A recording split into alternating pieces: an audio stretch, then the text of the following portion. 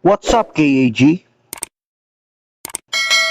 Isipin mo to, nagbayad ka ng tax, tapos gusto mong makita kung saan napupunta yung pera mo. Hindi summary report, hindi press release, kundi exact transaction. Kung magkano, kanino napunta, at kailan ginastos. At lahat ng iyon, publicly. Hindi pwedeng burahin, hindi pwedeng baguhin. Ang tanong, paano kung ang national budget mismo ng bansa ay naka-blockchain? Solusyon ba ito sa corruption? O isa lang itong magandang pakinggan pero hindi talaga siya realistic? Pag-usapan natin. Let's go! Sa crypto world, madalas nating marinig ang blockchain sa Bitcoin, NFT at gaming.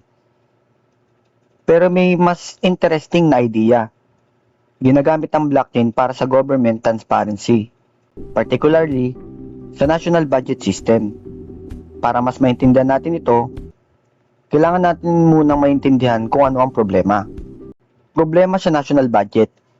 Hindi lihim na ang national budget ng isang bansa ay napakalaki. Halimbawa sa Pilipinas, ang national budget ay umaabot ng trillions of pesos bawat taon. Pinagdidesisyonan ito ng Department of Budget and Management, Congress of the Philippines, at iba't ibang government agencies. Ang problema, kapag sobrang daming layers ang system, madali rin magkaroon ng delay, manipulation, ghost projects, corruption. Halimbawa, ito yung senaryo. May road project, ang budget 500 million pesos. Sa papel lang yung ginawa, pero sa mismong actual or sa ground, wala. Minsan partial lang, minsan overpriced, at ang problema, mahirap sundan ang exact movement ng pera. Dito pumapasok ang idea ng blockchain. Ano ang National Budget Blockchain System? Simple lang ang concept. Ang buong budget transaction ng gobyerno ay ilalagay sa blockchain ledger. Meaning, bawat galaw ng pera ay recorded, timestamp, public, immutable. Parang Google Sheet, pero hindi pwedeng i-edit. Hindi pwedeng burahin. Halimbawa, may budget allocation sa education, 100 billion. Kapag nag-release ng pondo ang isang school project, automatic lalabas sa blockchain record.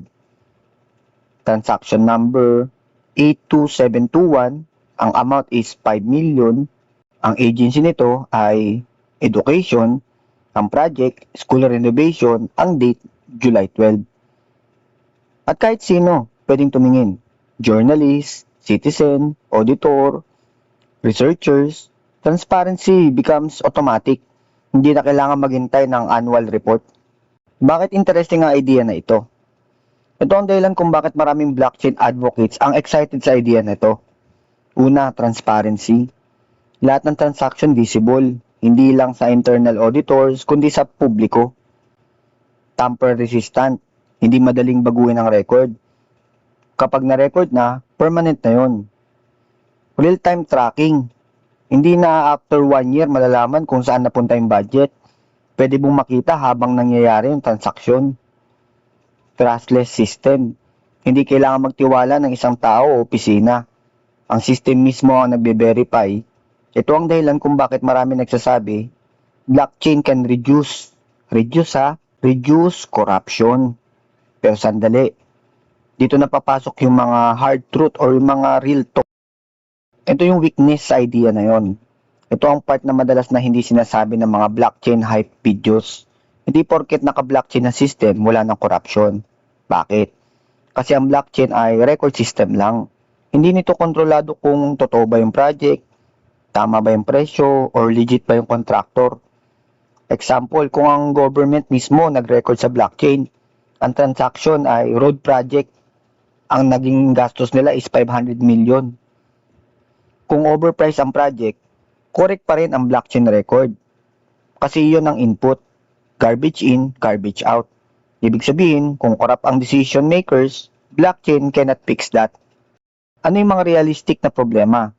May tatlong malaking obstacle dito Political resistance, kung may system na mag-expose ng lahat ng spending, natural lang na may tututol. Transparency means accountability, but hindi lahat gusto yun. Technical complexity. National budget system are massive. Thousands of agencies. Millions of transaction. Hindi ito simpleng NFT minting. Infrastructure level system na ito. Privacy issues. Hindi lahat ng government spending pwedeng i-public. Example, military spending. Intelligence operations. Sensitive negotiations. Kaya kailangan pa rin ng balance. Ngayon, kung tatanungin niyo ako, paano ito magiging posibleng gawin? Kung magiging realistic tayo, hindi agad buong national budget ang ilalagay sa blockchain. Mas practical na approach ay pilot program. Example, yung mga infrastructure project. Ito yung madalas na may corruption issue. Imagine mo yung ganitong flow ha. Una, aaprobahan yung budget. Pangalawa, magkakaroon ng smart contract. Pangatlo, fund release in stages. Pang-apat, payment recorded sa blockchain. So makikita na natin doon na nagkaroon na sila ng payment or transaction. Step 5, public dashboard for citizen. So makikita mo yung budget, contractor, project progress, tsaka payment release. Kung may delay o anomalya, visible agad. Ito yung mga bansa na nag-experiment ng blockchain. Hindi pa naman to mainstream, pero may mga bansa na nag-experiment na. Example dito, Estonia. Isa sila sa pinaka-advanced sa digital governance. Ginagamit nila ang blockchain like system sa public records, healthcare data, government databases. Hindi pa siya national budget. Pero patunay na posible ang government blockchain's infrastructure. Sa personal opinion ko, magandang idea ang budget transparency gamit ang blockchain. Pero hindi ito yung magic solution eh. Ang corruption ay human problem. Hindi lang technology problem.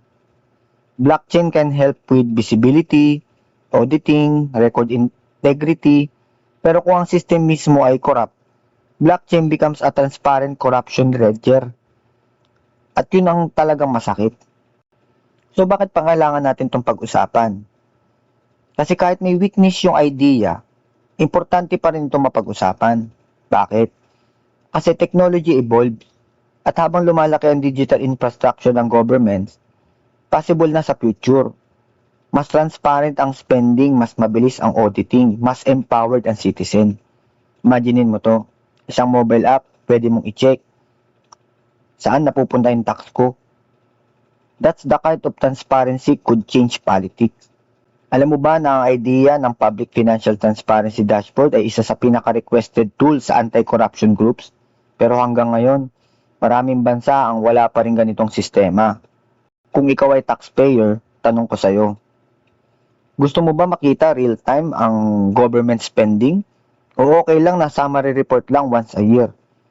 Ito ang malaking debate sa technology na to, transparency versus control.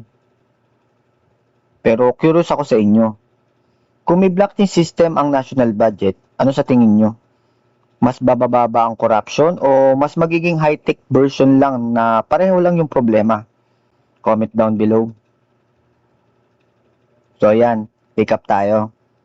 Ang National Budget Blockchain System ay isang proposal kung saan ang government spending ay recorded sa blockchain. Ang goal nito, transparency, accountability, public trust, maganda pakinggan. Pero may malaking challenges, politics, implementation, human behavior. Technology can improve systems, pero hindi nito kayang palitan ang integrity ng mga tao na gumagamit ng system. At iyon ang pinakamahirap baguhin. At kung gusto nyo ng mas maraming videos tungkol sa real-world application ng blockchain, hindi lang NFT hype, sabihin nyo sa comments. Marami pa tayong pwedeng himayin.